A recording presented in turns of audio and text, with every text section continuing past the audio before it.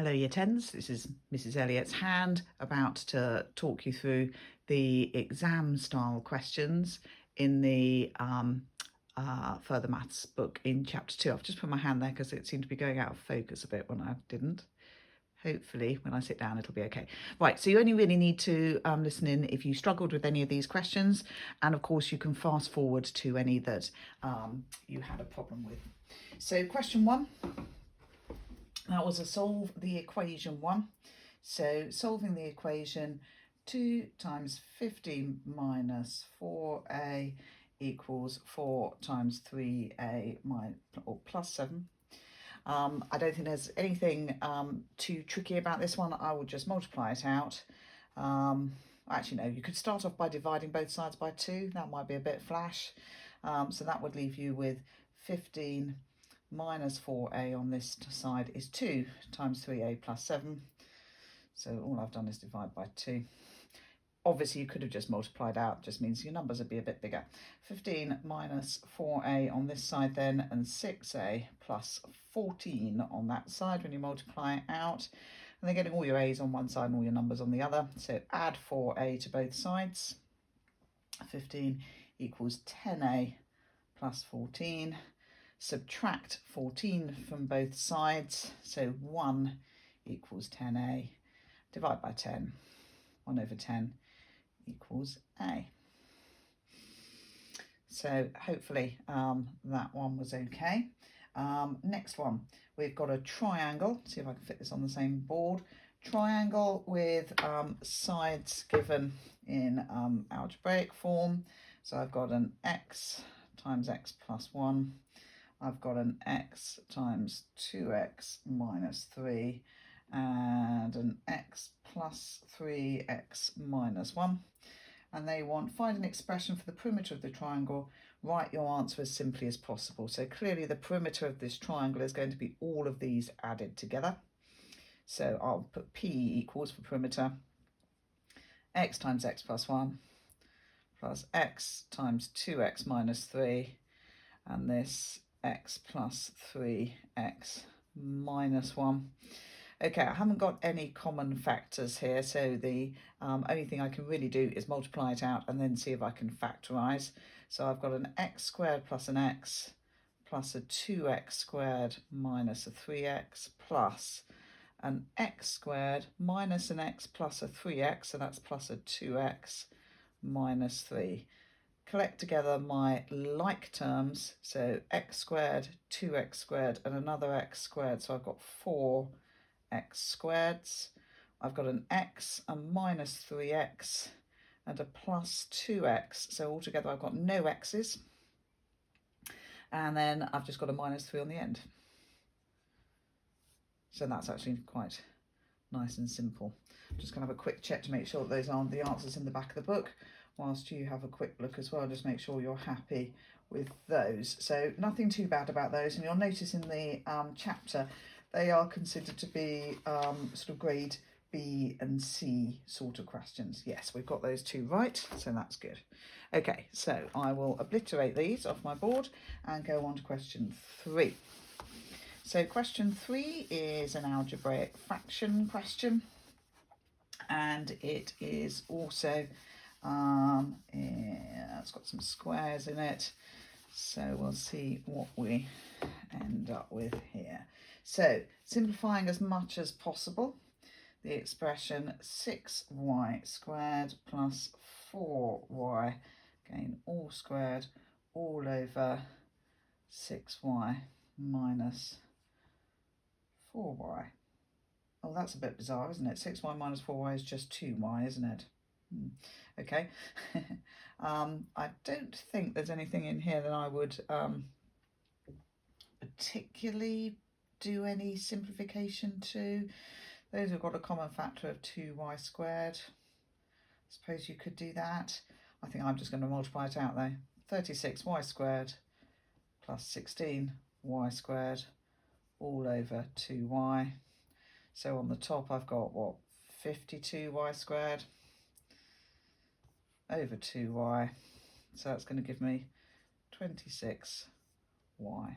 Yeah, y is cancelling, 6 and 2. You could have taken even a 4y squared out as a common factor of those, but I can't really see the point actually. I think you just want to do it like that. Okay, question 4 is in 3 parts, so I think I might actually use my whole board for this. So if you need to just look at that for a second, I'm about to obliterate it. Okay, question 4. So I've got part A. So the first one is to factorize 9x squared minus 4. So as soon as you look at this, you should be thinking to yourselves, oh, golly, square number, a square. This is going to be a difference of 2 squares. So my first bracket is going to have the square root of 9x squared there, so 3x. I'm going to have a 3x in that one as well. And then I'm going to have the square root of 4, a plus 2 and a minus 2. Okay, so difference of 2 squares comes up literally all the time.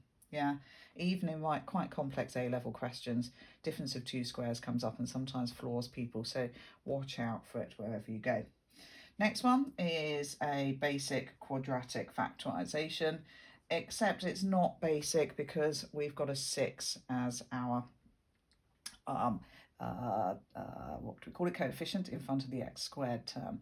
So either we're going to end up with a 6x and an x in here, or we're going to end up with a 3x and a 2x in our brackets. Okay, now we know that we've got to end up with a minus 2 on the end, and that's probably our sort of like key here. Minus 2 is going to be made up of a 1 and a 2, one of which is negative and one of which is positive. I can't see us getting to that from a 6x and an x here. I don't see us getting to this minus 1 in the middle here. So we would eliminate that one. And we'll concentrate on getting a minus 2, so 2 numbers that have a product of minus 2, the minus 1 and the plus 2, or the minus 2 and plus 1.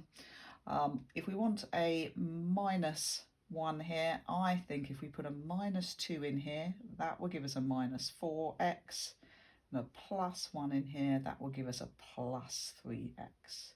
So my thought process, I was literally just thinking it through. Yeah, thought about the option of a 6x and an x with a 2 or minus 2 and a 1, or a minus 1 and a 2, and I couldn't see how putting those 2 numbers in here and here was going to get me to a minus 1 as my coefficient in the middle. That's why I have eliminated that as an option and come up with this as an option. Yeah, final check when you do one of these harder ones, just multiply it out. 6x squared plus 3x minus 4x minus 2. Yeah, I've done that check. I know that it gets me back to there.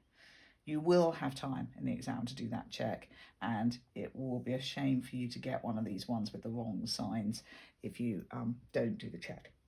And then finally, and they're quite tricky sometimes with the way they phrase questions, this part C, what you've got to recognise in part C is that you are using part B of the question here and part A of the question here. So you don't need to go back to the beginning to work this out. If you are going to find, if you're going to simplify this algebraic fraction, factorising would be the way to go, and you've already done the factorising earlier on in the question. So for the numerator, I've got a 3x minus 2 and a 2x plus 1. For the denominator, the 9x squared minus 4, I've got a 3x plus 2 and a 3x minus 2. That one and that one will cancel out, so we're left with a 2x plus 1 over 3x plus 2. So look out for these ones that will use an earlier part of the question in order to work out something that looks quite complicated in the last part, but lots of the work's already been done for you. Common trick at A level, they do like to slip them in further maths GCSE as well. Okay, gents, I'm about to obliterate this, so if you need to take any notes or anything, please do so. Right. Question 5, I'm going to simplify this expression. Now, So I'm simplifying 2d plus 3 d minus 2 minus 2 lots of d minus 2 squared. Now, obviously you could multiply this out, and if you multiply it out after quite a lot of manipulation, you'd be able to simplify it. What is really good, if you can spot it here, is to look for a common factor. The d minus 2 here is common to both parts of this question, and therefore a simplification that you can make right from the beginning is factorize with a d minus 2 outside a bracket. So I'm going to put a d minus 2 here outside the bracket, and I'm going to say, what is it multiplied by? Well, it's multiplied by the 2d plus 3 here, 2d plus 3. And on this part of the expression, we've got this minus another 2 d minus 2's, yeah? So we've got one d minus 2 there, so when we multiply, we'll have d minus 2 all squared, yeah? Then we can just simplify what's in this bracket. So d minus 2, equal signs in here, d minus 2, so here I've got a 2d plus a 3 minus a 2d, minus 2 plus a 4. The 2d's will cancel out. I've just got a 7 in the bracket. So it's a d minus 2 times a 7, or that would look nicer if we had it as 7d minus 2. Okay, right, let's see if I can fit all of question 6 on this board. So again, I'm just going to obliterate what's there and start at the top of the board. So let's have a quick look here. So with that one, I think probably some of you will have multiplied it all out, so you don't always need to do that. So question 6. Now question 6 specifically says to expand, and so we will do that. So x squared minus 3x minus 6. So all you need to do here, just make sure you're organised about it, is multiply each term in your first bracket by each term in your second bracket. So x cubed minus 3x squared, don't forget the negative sign, minus 6x, then a minus 3x squared, minus 3 times minus 3 is plus 9x, and minus 3 times minus 6 plus 18.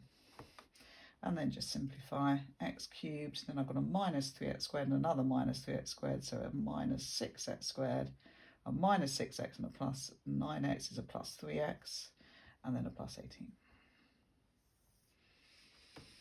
Okay, part B, a 4 minus x cubed. So here, write it out fully so you know what you're doing, and then you won't miss anything out. So first of all, I'm just going to multiply out the first 2 brackets. So 4 4's, that's 16, minus 4x, and another minus 4x is a minus 8x, and the 2 minus x's together gives me plus x squared, and then that's times by 4 minus x. Multiplying across, taking the 16 and multiplying, you don't necessarily need to do it in the same order as me, but just be organised about it. So I've got a 64, I've got a minus 16x, then using the minus 8x, minus 32x plus 8x squared, and then finally plus 4x squared, just about squeezing it on here, and a minus x cubed. I'll just pop it there, minus x cubed. Just going to check my camera just to make sure that that minus x cubed made it on. It did, just on the edge of my screen. Okay, and then I'm going to simplify. So minus x cubed, in the x cubed terms, I've got 12x squareds altogether. I've got minus 48x's and a plus 64. I do like to write mine in descending orders of powers. Some people don't like to start with a negative, so you might write yours the other way around. It's nice not to have them all jumbled up though. So either this way round, descending orders of powers of x's, or the other way round, starting with the 64 because you've got a negative power, a negative x cubed. Okay, and then the last one, this has got an x to the half outside the bracket. So here we've just got to remember our rules of indices, our rules of powers. So when we multiply a base number raised to a power by the same base number raised to a power, you are adding the powers, okay? So I'm just going to write that really clearly. So I'm going to say that's x to the power of half plus a half. And then here I've got x to the half multiplied by x to the minus a half. So again, we're adding the powers. So I've got an x to the half minus a half. So that's going to be an x to the 1, which we know is just x. That's going to be an x to the 0. Anything raised to the power of 0 is 1. So it's x plus 1. Okay, you might have just got there in one step, which is absolutely fine. Yeah, I'm just making it very clear what I've done. So I'm using my powers of indices, x to the half multiplied by x to the half. What do we do with the powers? We add them.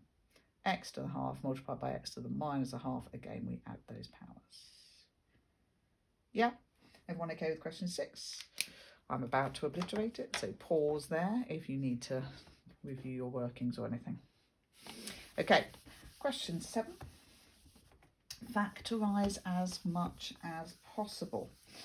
Okay, so we're going to end up with something where we've multiplied out some brackets and then we're going to try and simplify it by factorizing.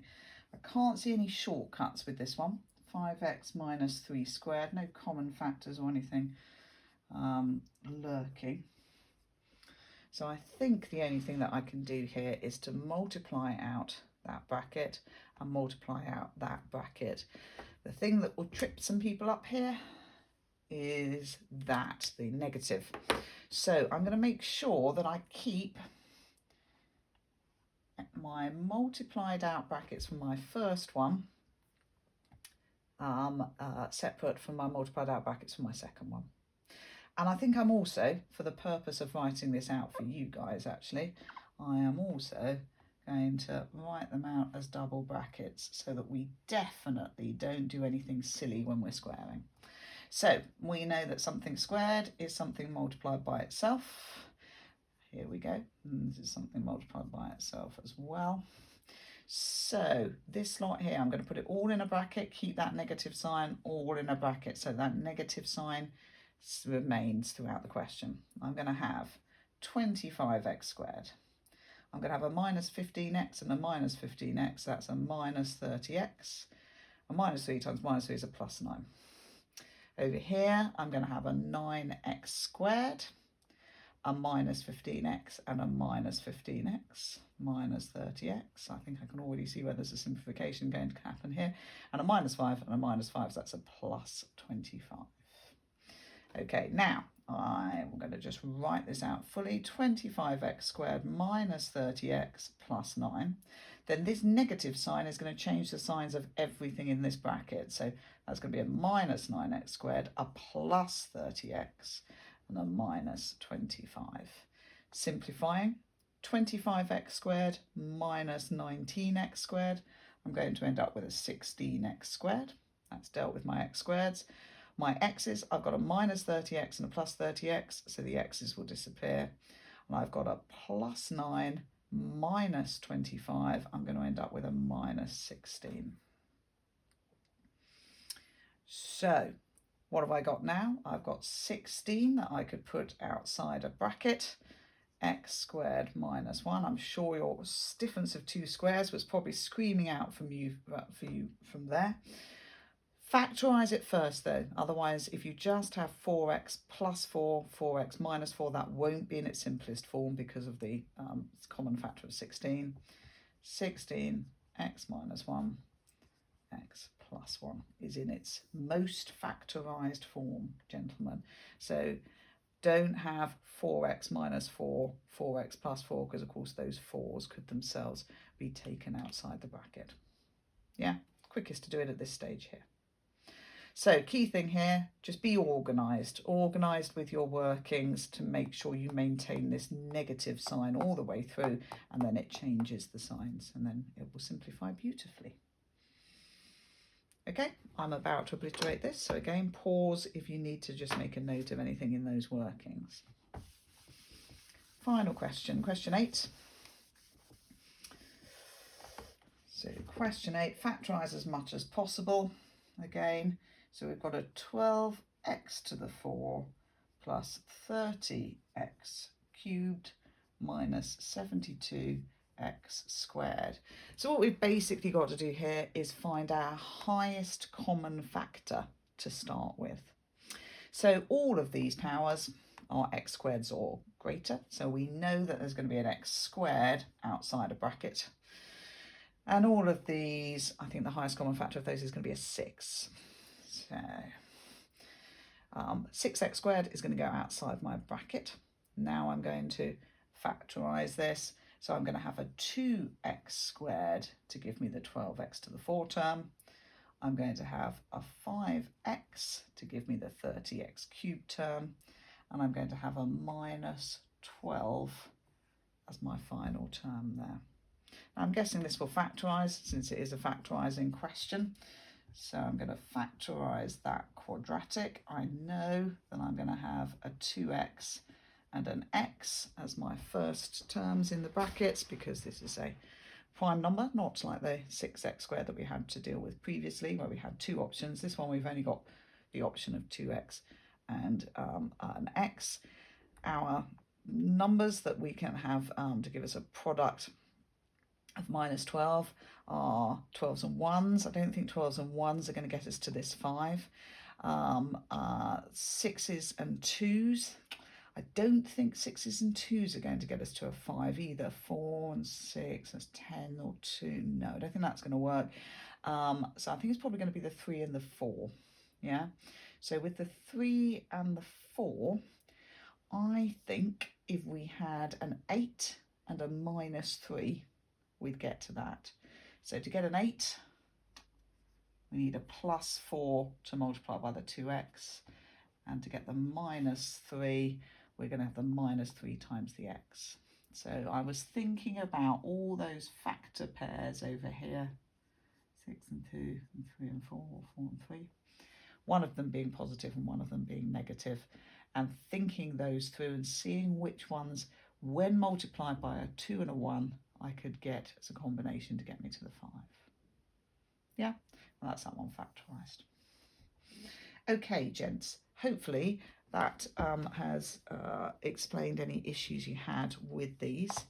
Now remember, there is a sort of a bit of a funny way of doing a quadratic factorisation for quadratics where the coefficient of the x squared term isn't 1. I can't remember it offhand, to be honest, but we made a note of it in class. I still think that for you guys, with your good mathematical skills, the process of just thinking about what you've got to have as your coefficients for your x's, and then examining the options that you've got for factor pairs to give you your number on the end is the best way forward. Okay, gents, hopefully that was useful to you.